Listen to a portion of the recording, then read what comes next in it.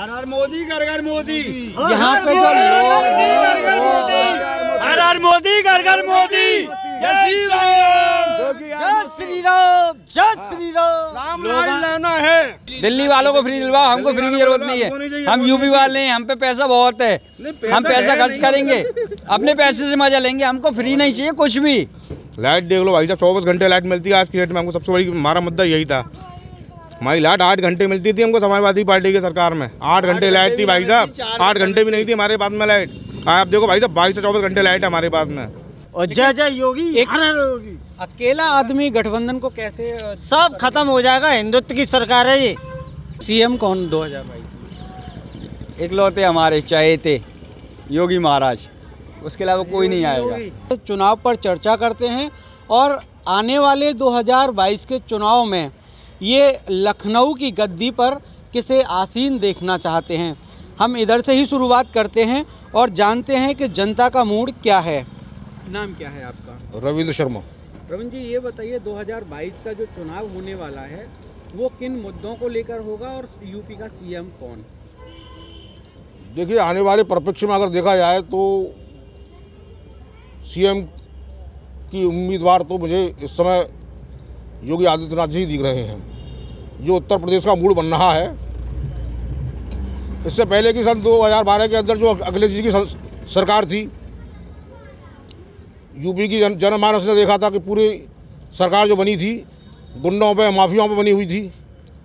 कम से कम हमको इस सरकार के अंदर सुरक्षा हमको मिली है, माफियाओं का खात्मा हुआ है। योगी जी किसी धर्म विशेष पर कार्य ना करके सबको साथ लेकर के चल रहे हैं।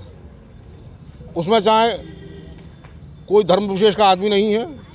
जो भी योजनाएं दी जा रही हैं सरकार की तरफ से, वो सभी को योजनाएं मिल रही हैं। किसी एक व्यक्ति को योजना उसके अंदर नहीं मिल रही है कि साहब हिंदुओं को योजना मिल रही है या मुसलमानों को योजनाएं मिल रही हैं या क्रिश्चियनों को योजनाएं मिल रही हैं। वो योजना सभी के लिए हैं योगी जी की। तो आने वाला समय तो योगी जी का ही दिख रहा है। लेकिन गठबंधन काफ़ी हो चुका है और जो लोग हैं, कई पार्टियां मिलकर एक गठबंधन तैयार कर रही हैं। विगत दिनों में काफ़ी जनाधार अखिलेश यादव की जो रैली रही हैं उनमें देखने को मिला है। तो क्या लगता नहीं है कि जो जिस तरह से सीएम अकेले जो फिलहाल वर्तमान में हैं, क्या वो जनाधार से कोई फ़र्क पड़ेगा या नहीं? जी नहीं, मुझे नहीं लगता कि जनाधार से कोई फ़र्क पड़ेगा, क्योंकि इससे पूर्व में भी आपने देखा होगा कि जब सपा ने इलेक्शन लड़ा था तो सारे यूपी के जितने भी गठबंधन थे वो सभी गठबंधन एक हो गए थे। हम सभी जानते हैं, यूपी की जनता जानती है कि 2012 से पूर्व जो इलेक्शन हुआ था, सपा, बीएसपी और भी बहुत सारे गठबंधन, क्षेत्रीय गठबंधन इसके अंदर आए थे। कुछ क्षेत्रीय गठबंधन थे, कुछ राष्ट्रीय गठबंधन थे। उन सभी ने मिलकर के ये चुनाव लड़ा था। अदंतोगत्वा वो सारे गठबंधन एक तरफ हुए। किसी की 5 सीट आई, किसी की 6 सीट आई। लोकसभा में, विधानसभा में भी किसी की कुछ सीट थी, किसी की कुछ सीट थी, मगर वो सारा गठबंधन फेल हुआ। कोई भी गठबंधन सक्सेस नहीं हुआ। वही स्थिति आज के परिप्रेक्ष्य में आएगी।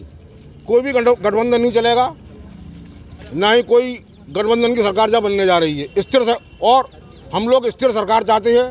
यूपी की जनता केवल स्थिर सरकार चाहती है। दोस्त, आप बताइए कि युवा हैं, सरकार आएगी। आप एक युवा हैं, रोजगार की अगर बात करें तो अखिलेश ने कहा कि भाई अभी तक लोगों को जो है रोजगार नहीं दे पाई है योगी सरकार। क्यों नहीं है रोजगार वाले के पास में होता है। जिसको काम ही नहीं करना उसके लिए रोजगार ही नहीं है, और जिसको काम करना उसके लिए 36 रोजगार हैं। अब मैं हूँ, बेरोजगार नहीं हूँ, रोजगार है मेरे पास में। अगर मेरे को काम ही नहीं करना तो फिर तो मैं बेरोजगार हूँ ना। तो मेरे को काम करना है तो मेरे को रोजगार है। तो उसमें क्या है, गवर्नमेंट किसी की भी हो, अखिलेश की हो, चाहे मुलायम की हो, चाहे मायावती की हो, चाहे अब योगी जी की हो। योगी जी की गवर्नमेंट में रोजगार नहीं, मेरे पास में रोजगार है। अखिलेश की गवर्नमेंट में 500 कमाता था, योगी जी की गवर्नमेंट में 2000 कमाता हूँ मैं पर डेली।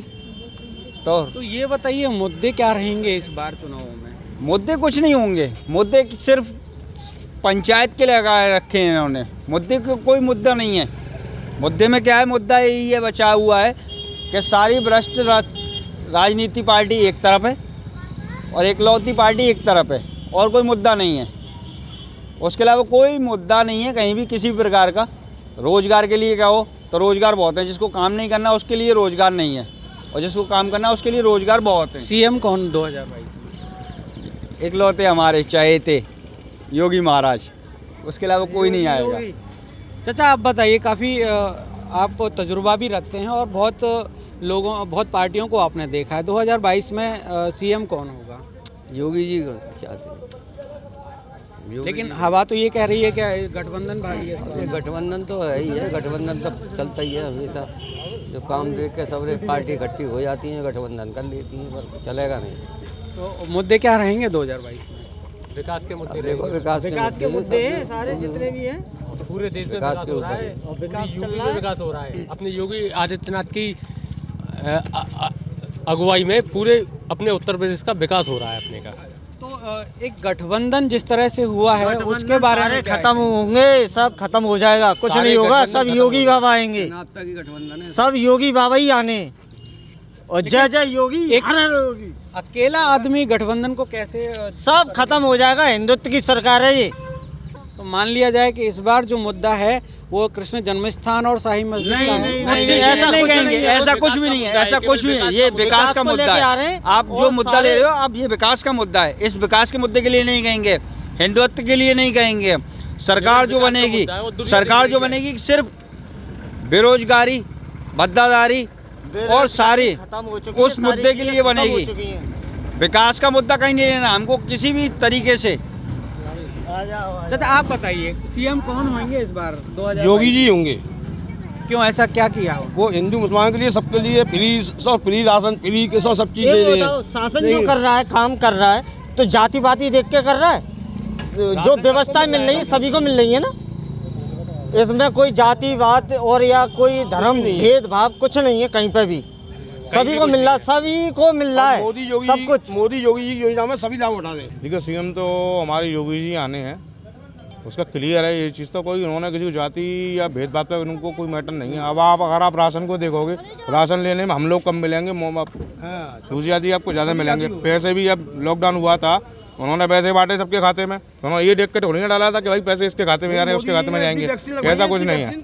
अब वैक्सीन के लिए मुद्दा उठाया था लोगों ने कि साहब वैक्सीन हम नहीं लगवाएंगे, भाई फिर भी लोग लगवा रहे हैं। भाई वो किसके लिए लगा रहा है बंदा? अपने लिए तो कर नहीं रहा बंदा, वो हम लोगों के लिए कर रहा है कि नहीं कर रहा है? अगर आप देखोगे रोड पे आप चमक कितनी मिलेगी आपको, किस लिए है?